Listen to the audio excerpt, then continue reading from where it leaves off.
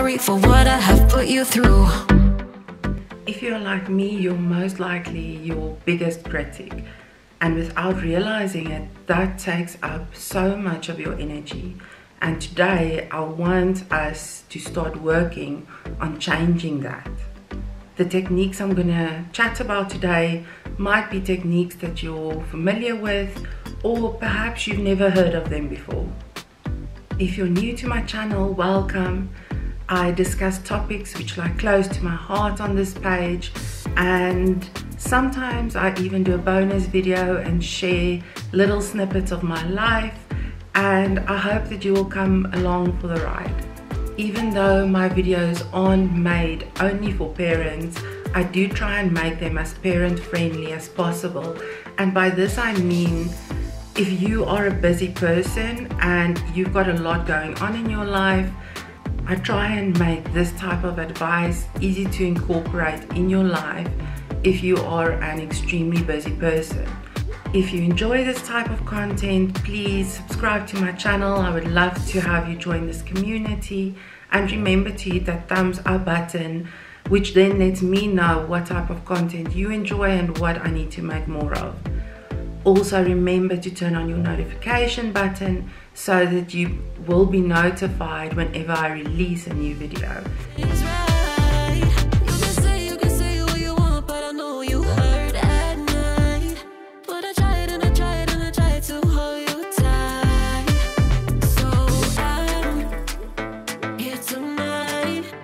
We all know that our bodies need all the basics: food, water, sleep, and movement. Before we even get into the tips, the most difficult thing that I need you to do today is to go and look at your body.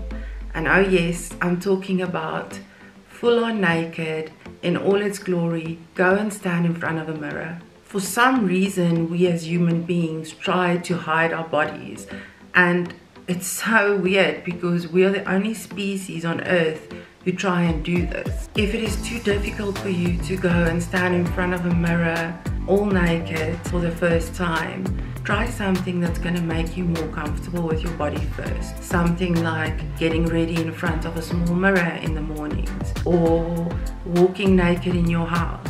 Maybe even something like sleeping naked might just bring that confidence up a little bit so that you feel more comfortable to look at your body. Now that you feel more comfortable, get back in front of that mirror and see what your inner voice brings up. Your inner voice is going to come out loud and clear. It's going to come up with all the areas that you're not happy with, that you want to maybe change. And you know what? That's okay. Embrace that and listen to that inner voice. What is it that it does not like about those areas, and which areas is it pointing out to you? If anything, these parts of your body make you unique. It might be something like a scar that you can't get rid of. You might have some areas that is too thin or too fat according to your inner voice. Whatever it is, it probably doesn't matter for the reasons you think it does. Your only concern should be if you are happy and healthy, and if not, why not? Is your assumptions about your body holding you back in some way? Holding you back from being the beautiful person that you are inside? Holding you back from being the healthy and strong person that you know you are? You might be able to change these areas of your body if you wish to, but by allowing how you feel about your body to hold you back from reaching your full potential is a waste of your life. Think about how many times you've been held back by negative self-talk and that negative self-image. Now look at each of those areas of your body, accept them, and make peace with them, if you wish to change them or not. And whenever that inner voice comes up creating self-doubt, remind it that you have done this, that you've made peace with your body and you will not allow it to hold you back any longer. The first tip I want to give you today is to start listening to your body. Research have shown us that our bodies gives us external signs to whatever is going on the inside. Bad breath and gum disease can be a sign of possible heart problems or hormonal imbalances. Muscle cramps can be a sign of dehydration or of mineral deficiencies. Liver and kidney problems often show up first on either your hands or your feet by being swollen or breaking out in terrible rashes. If your quality of life have been affected by fatigue in a couple of months or years, this might point to possible diabetes, thyroid imbalances, or anemia. It might also be closely related to certain mental health problems. We only have one body, and we can't allow it to fail us because we failed it. Through years of struggling with infertility and being diagnosed with PCOS at a very young age, I've done extensive research on hormones and the roles that they play in our bodies. And I've learned incredible things about our bodies and what they're capable of through my doula qualifications. And yes, hormones play an intricate part in reproducing, but they are so much more than that, and they play so many more roles in helping us being healthy. So for my second tip today, I want to recommend that you do the same. Go and look into your hormones and the roles that they play in your body, and by doing this you can most likely find which hormones inside your own body is out of balance. And I'm going to help you by going through a few hormones in our bodies right now. My research have touched on quite a few aspects relating to hormones. These include your sleep, your diet, your exercise routine, as well as your supplementation. And by looking at all these elements, we now have a beautiful, almost 3-year-old boy. So let's discuss a few of these hormones. There are ones that you only need for survival and in times of stress, and there's others that you want around more often than not. What can you do to get more of them, get rid of them, and balance them all together? So let's start with cortisol. This is an adrenal hormone, and it is around in times of survival and during times of stress. It is an amazing and very necessary hormone if you are truly facing danger to your existence. However, in today's world, we have so many stresses around us, and we live in such an unnatural state that our bodies tend to release cortisol almost on a permanent basis. So what type of stresses are we talking about? This can be anything from a lack of sleep to being in front of a computer monitor for too long. Physical injury, anxiety, excessive exercise, starvation diets, anything that puts your body under stress mentally or physically can cause the release of cortisol. Signs of excessive cortisol can be visible in your middle section weight gain or in a decreased libido and also constipation. It can cloud your thinking as a result of poor sleep because your heart is overworked. Your memory suffers in turn because your body is lacking oxygen, which stress has depleted. And all of this just becomes a vicious cycle, and more cortisol gets released. To lower your cortisol levels, you need to find healthier ways to deal with stress. If you've got depression or anxiety issues, you might want to talk to a mental health professional to help you work through those problems. Some, including myself, find something like exercise a great release for stress. When I take a 1-hour spinning class, it really relieves my stress immensely. And I know a lot of people find the same in a good run. Another way to release stress is by expression, and that is that creative magic that we discussed in the video about healing the soul. Anything from art to dance can help you express and release the stress that you are dealing with. And if you've watched the Healing Mind video, you would remember talking about superpowers. And these are your 5 senses. You can use these to create happy and calming feelings inside. You can also use them to bring up some happy memories. And these in turn release some good hormones which can then fight the effects of cortisol in your body. The next one I want to mention is oxytocin. And this is also known as the cuddle or love hormone.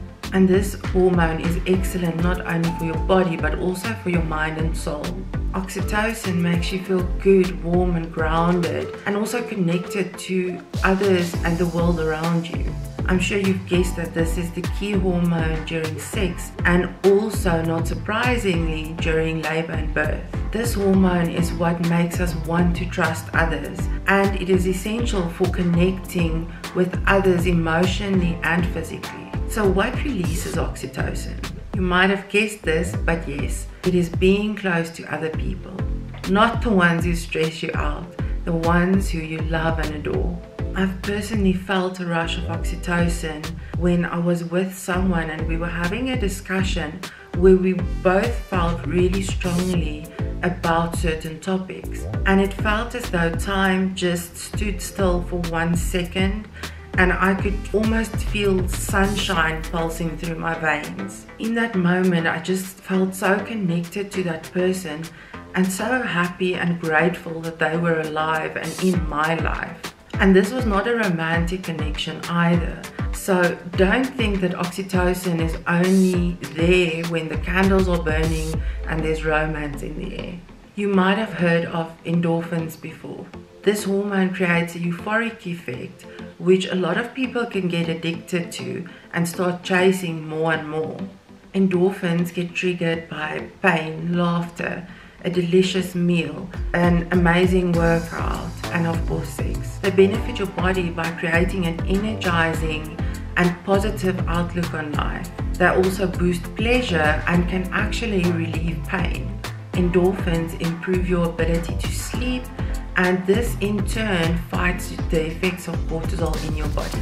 And the last hormone I want to discuss today is serotonin, and this hormone is essential for your overall happiness and well-being.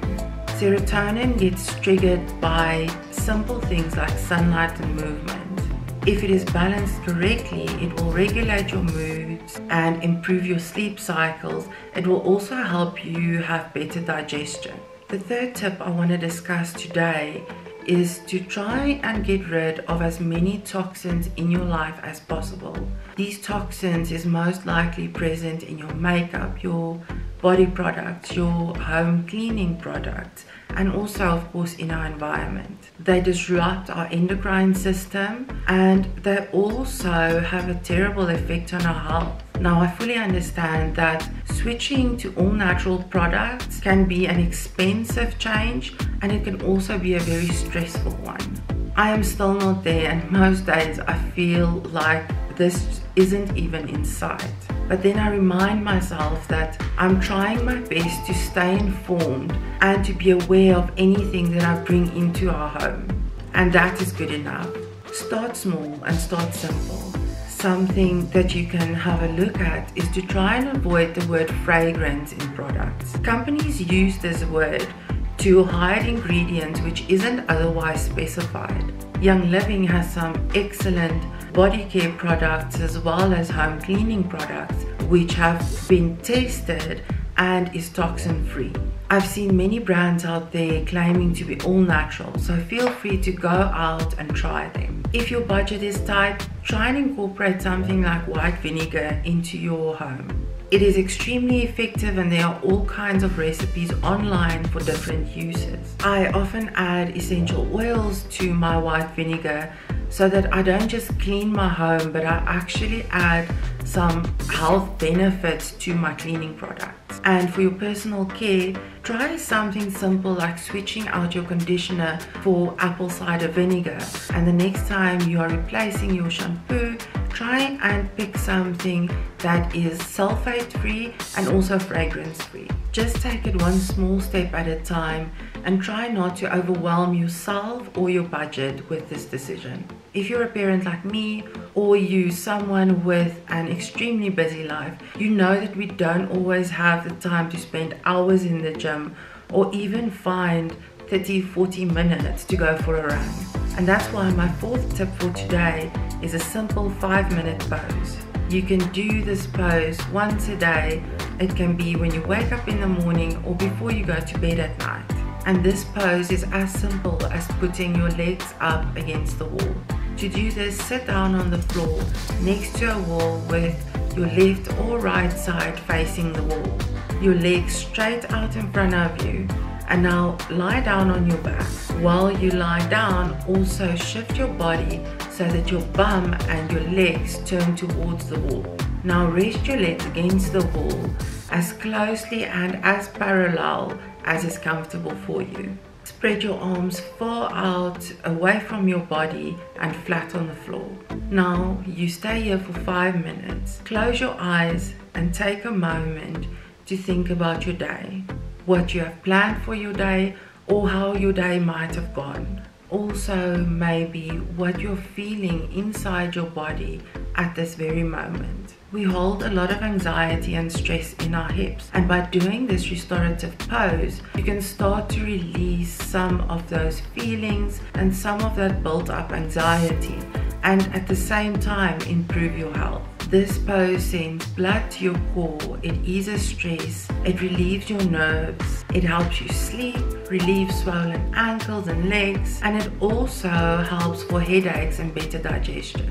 While you're in this pose, your heart will just slow down for a few minutes just to give it a rest. Your breath will also come back to its natural rhythm.